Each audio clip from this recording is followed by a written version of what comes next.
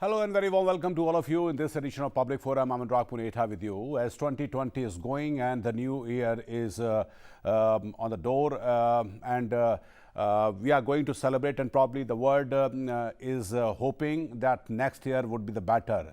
Diplomatic relations of the countries like India faced crisis as well. India's foreign policy has found new ways to engage the world through a lot of virtual summits as well. So how has been India's diplomatic year, if we talk about, and can we say that is 2020 is going to be good for India's, as far as India's diplomacy is concerned? So we're going to find out what has been the problem and what challenges are ahead in this edition of Public Forum. To talk in detail, I've been joined by former ambassador and diplomat Mr. Neeraj Srivastava. Very welcome to the show, Mr. Srivastava. Appreciate that you have joined. And Dr. Sreeram Chaulia, international affairs expert, has also joined me. Very welcome to the show, Dr. Sreeram Chaulia. Dr. Chaulia, your assessment about this India, especially March onwards, then how India dealt with the kind of challenges that came in front of the India, especially when the India and the entire world was dealing with this pandemic. I mean, the medical emergency was the priority. China started this standoff in Ladakh. Then in May, this in Galwan Valley, that was a bloody conflict also took place. So how do you like to describe this entire year since last 8 or 9 months as far as India's diplomacy is concerned? It's been very stressful, no doubt, Anurag. I mean, the stress levels on our national security and our foreign policy establishment have been very high this year. And the main reason, of course, being the Chinese pressure that they applied along the LAC, and also the lowered economic growth that we have been, struggling with throughout the year. So that naturally, put some brakes on initiatives that we may have wanted to take. But nonetheless, given the circumstances and the global crisis, India was not spared from what is actually became a global crisis. I think we did fairly well. I agree with the ambassador that we came out successful in these very trying times. And a couple of milestones that stand out for me for 2020 in our diplomacy, Anurag. One is we won by overwhelming margin the non-permanent seat to the UN Security Council. This time we managed 184 votes out of 193. Yeah. So this was a phenomenal achievement. We are about to now, January 2021, we are going to be in the Security Council for 2 years. And the second is later in 2020, also in another multilateral victory, was the UN Commission on the Status of Women, which is part of the Economic Social Council. Again, we had a thumping victory. We got 38 votes out of 54 countries. So, and we in fact defeated China in that vote. It just showed, like Ambassador is saying, how our soft power and our acceptability continues to remain very, very high, especially in relation to the authoritarian and aggressive China. So I think we did well on those fronts. There is also one more element apart from the Quad, something that we did right this year was, I think Dr. Jaishankar and Prime Minister Modi have been wooing the Europeans to come into the Indo-Pacific in a big way. And this year, one of our successes has been to convince the Europeans to adopt what they call the new Indo-Pacific outlook. Okay. Even the Germans are now on board, and France, of course, has always been a strong supporter of India in the Indian Ocean region. Yeah. So, and even Britain, despite the Brexit, we managed to get them to commit more assets, especially military assets, to this region, because they all share a common threat perception about China, and it is in our interest to motivate them to think about this big global problem that is arising in the East. So even though Europe is far away, the other thing that we did right this year, Anurag, is the neighborhood. The BBI and the Bangladesh, Bhutan, India, Nepal, we have enhanced connectivity, multi-border transport, and all these things. And these have been much appreciated by the people, if not the politicians in some of these neighboring countries. And I remember our NSC, Mr. Ajit Doval, even organized a first trilateral between Sri Lanka, Maldives, and India. And this was a very important grouping. Mauritius and Seychelles were also invited to be observers. So, in that sense, our strategy is quite clear. I mean, we perceive this overwhelming threat both in the Himalayas and in the waters, in the maritime domain from China. And we are doing everything possible with the US, with Australia in the Quad formation, bilaterally with the Europeans, and also helping our neighbors who are in need.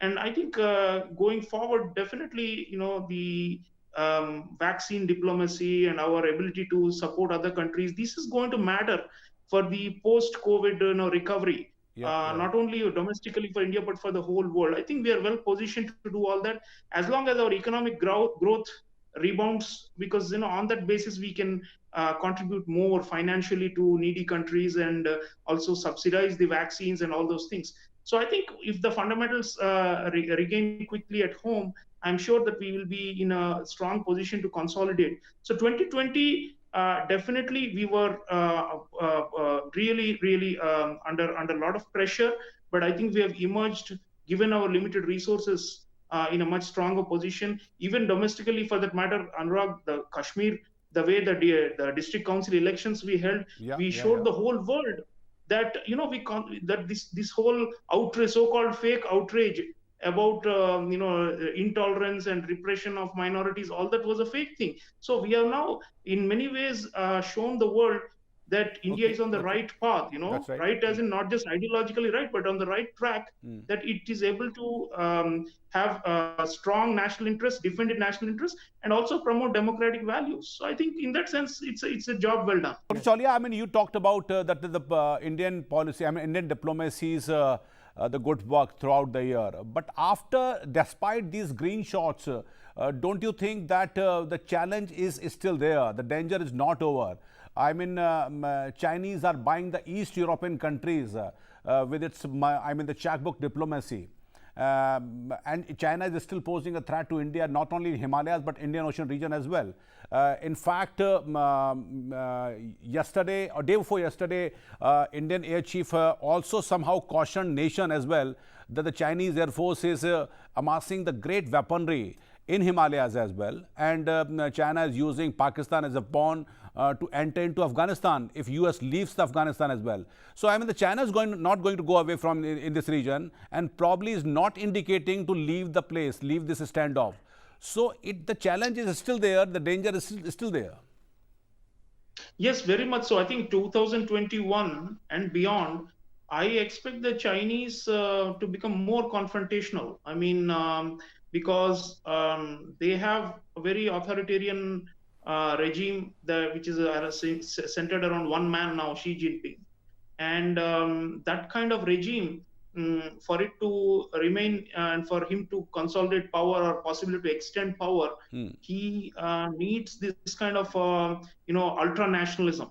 So China is on that trip. I mean, right now they're saying, look at by the end of 2020, we are the only major economy that has got some growth, 1.8% GDP growth. Our That's right. model is superior to the Western model. We are overtaking the US. That is the narrative that they are peddling, and that generates the momentum for more military aggression and aggrandizement. So yes, no question about it. Once the snows melt in the Himalayas, we should be prepared. I mean, right now it's almost becoming like a permanent, like a Siachinization. Yeah, These that's right. parts of eastern Ladakh, we have to permanently position troops. We cannot believe any assurance of disengagement or de-escalation by the Chinese, because they can come back there, any of these positions. So we will not vacate the strategic heights that we have captured. And secondly, I think the Chinese will indeed try to apply more pressure on us through our neighbors and through by their aid, through their financial aid and investments, and through BRI. So I think it's very important that we have a strategy, especially for connectivity Yeah. and for trade. I mean, now the Chinese, are also trumpeting the fact that the RCEP agreement was signed this year and India did not join. For them, they say that now it shows that China is the real leader of Asia. So they have got all these tricks up their sleeve. They are masters at propaganda. So they will try to influence opinion even within our country. Some of our domestic fault lines can be Okay. exploited by China for their advantage. and Okay, we've got to okay. be very alert and vigilant to those and expose those. Cyber, the Chinese threat is not only through physical military aggression, but also they are infiltrating many of our companies and our Digitally as government well, yes. agencies through online means. Yeah, So I think if you take all this, we should be absolutely prepared for a long-term resistance to China. We cannot simply pat ourselves on the back saying, well done, and we have weathered the storm. yeah. No, there could be even bigger storms coming. And therefore, the country should be mobilized on nationalistic lines and ready for to sacrifice. I think Prime Minister Modi's vision and Dr. Jaishankar, all of them, Rajnath Singh ji, all of them are saying the same thing, that we must be prepared to sacrifice for this country. This is that kind of moment. That's It's right, not that's right. a time to sit back and relax and celebrate, because a new year means new challenges, and we have to be prepared for it, and we have to give 101%. If we have to give up some Chinese goods and commodities, let us do it, because that will put us in a strategic advantage with them. Let That's us right, not that's right. think individualistically. So I think that's a real big message. India will be strong if domestically we are consolidated and unified as a society, and that's, I think, something that we need to work on. Dr. Chaulia, quick comment about this development. Mr. Biden being the new president, I mean, he will take out on 20th of January. How do you see the trajectory as far as the relation between the two countries are concerned? Well, China-US rivalry will continue, but probably in some modified form and with less rhetorical, heat. But I think India, because the Biden administration wants to build multilateral coalitions, we should capitalize on that idea. And I expect 2021 big diplomatic initiative, maybe a summit of all the major world's democracies to come together, including India and the US, to confront this menace that is Yeah. threatening us in all domains: technology, trade, territorial integrity, sovereignty, autonomy. All China is challenging all these things of all countries. So I Okay, think okay. anti-China coalition or bloc is on the anvil, and it may have a less of a military dimension, but we should now participate in these initiatives. We should even Okay. seed these ideas and get the US on board. I think now what is done is done. I mean, Trump has lost.